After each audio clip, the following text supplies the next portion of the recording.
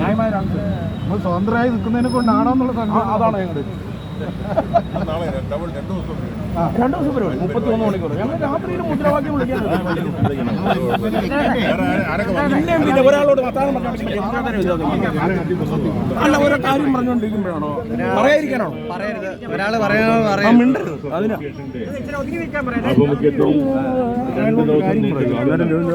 ഒരു സഹന സമരത്തിലാണ് നിങ്ങളെല്ലാം. നിയമസഭ നടന്നുകൊണ്ടിരിക്കുകയാണ്. പലർക്കും അവിടെ നിന്ന് ഇറങ്ങാൻ കഴിഞ്ഞിട്ടില്ല. അതുകൊണ്ട് ഞാൻ പിന്നെ എന്നോട് ഏറ്റതുകൊണ്ട് വരാതിരിക്കാനും കഴിയില്ല. ഇവിടെ നിങ്ങളുടെ നേതാക്കന്മാർ പറഞ്ഞതനുസരിച്ചാണെങ്കിൽ വളരെ ന്യായമായ ആവശ്യങ്ങൾ ഉന്നയിച്ചുകൊണ്ടാണ് നിങ്ങൾ ഈ സമരപാതയിലേക്ക് നീങ്ങിയിരിക്കുന്നത്. കരയുന്ന കുഞ്ഞിന് മാത്രമേ പാല് കിട്ടുകയുള്ളൂ എന്ന് അറിയാവുന്നതുകൊണ്ട് അല്പം കരഞ്ഞാലും കുഴപ്പമില്ല, നമുക്ക് പാല് കിട്ടിയാൽ മതി എന്നുള്ളത്. അപ്പോൾ അതുകൊണ്ട് തീർച്ചയായിട്ടും നിങ്ങൾ ഈ നമ്മുടെ നാടിൻ്റെ ഒരു അവിഭാജ്യ ഘടകം എന്നുള്ള നിലയ്ക്ക് തികച്ചും ന്യായമായ ആവശ്യങ്ങളാണ്. നിങ്ങൾക്കൊരു പ്രയോജനമില്ലാത്ത കാര്യങ്ങൾക്ക് നിങ്ങൾ ഫീസ് കൊടുത്തുകൊണ്ടിരിക്കണം എന്ന് പറഞ്ഞു കഴിഞ്ഞാൽ അത് ന്യായീകരിക്കാൻ കഴിയുന്നതല്ല. എനിക്ക് തോന്നുന്നു ബഹുമാനപ്പെട്ട മന്ത്രിയുടെ ശ്രദ്ധയിൽപ്പെടുത്തി കഴിഞ്ഞാൽ ഒരു മാറ്റം ഉണ്ടാകുമെന്നാണ് ഞാൻ പ്രതീക്ഷിക്കുന്നത്.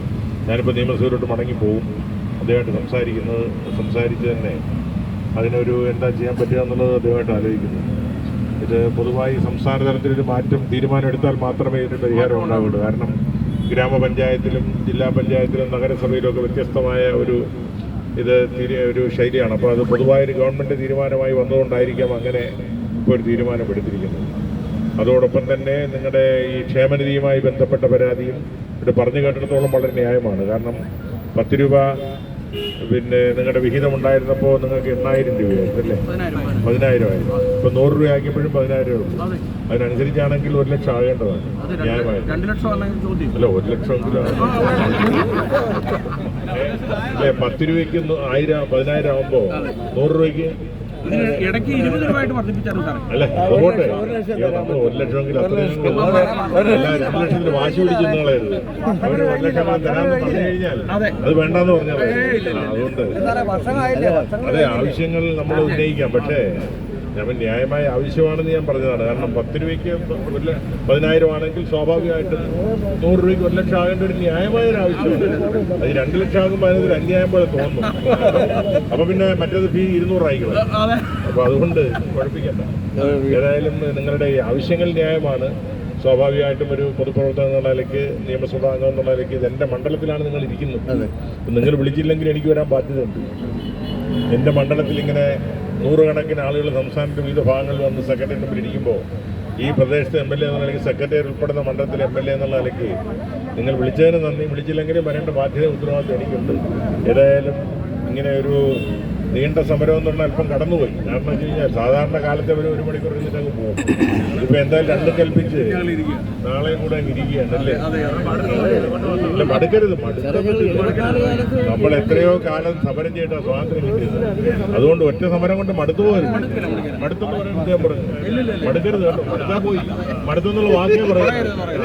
മടുത്തെന്നുള്ള വാക്ക് പറഞ്ഞാൽ പിന്നെ കാര്യം നടക്കില്ല. ഇവരിനി വരില്ല എന്ന് വിചാരിച്ചോളെ അത് പിൻവലിക്കണം ആദ്യം. അതുകൊണ്ട് മടുത്തിട്ടില്ല. ഈ സമരം ശക്തമായിട്ട് മുന്നോട്ട് പോകും നിങ്ങൾ പറഞ്ഞുകൊണ്ടിരിക്കണം.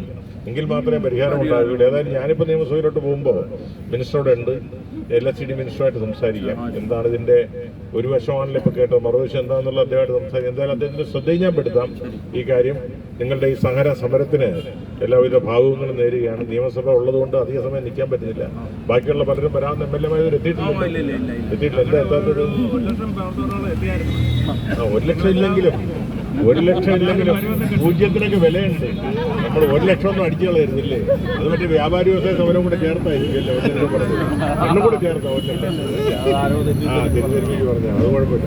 അപ്പോൾ നിങ്ങളുടെ ഈ നമ്മുടെയൊക്കെ ജീവിതത്തിന്റെ ഭാഗമാണ് നിങ്ങളില്ലാതെ നമ്മളില്ല.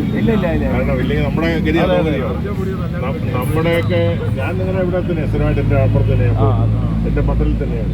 നിങ്ങളിൽ നമ്മുടെ പോലെ അലക്കുമല്ലാവും. അപ്പോൾ അതുകൊണ്ട് അതൊക്കെ ഞങ്ങൾക്കറിയാം. ഏതായാലും ഈ കർമ്മസമരത്തിന് എല്ലാവിധ പിന്തുണയും അഭിവാദ്യങ്ങളും അർപ്പിക്കുന്നു. നിങ്ങളുടെ ആവശ്യങ്ങൾ നിറവേറ്റിയെടുക്കാൻ ഞാൻ നിങ്ങളോടൊപ്പം എൻ്റെ കഴിവിൻ്റെ പരമാവധി പരിശ്രമിക്കാമെന്ന് ഉറപ്പു നൽകിക്കൊണ്ട് എൻ്റെ എളിയ വാക്കുകൾ ഉപസംഹരിക്കുന്നു. നന്ദി.